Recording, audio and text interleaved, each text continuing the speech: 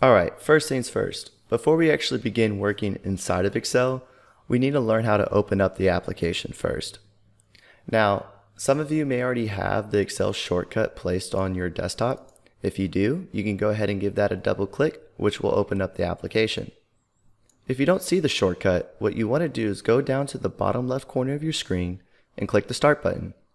Now, my Start menu may look a little different than yours, depending on what kind of operating system you're on. Currently, I'm on Windows 10, so my Start menu looks like this. Now, if we scroll down to the letter E, we can open Excel from here, or we can search for it in the search bar, and we can open Excel this way.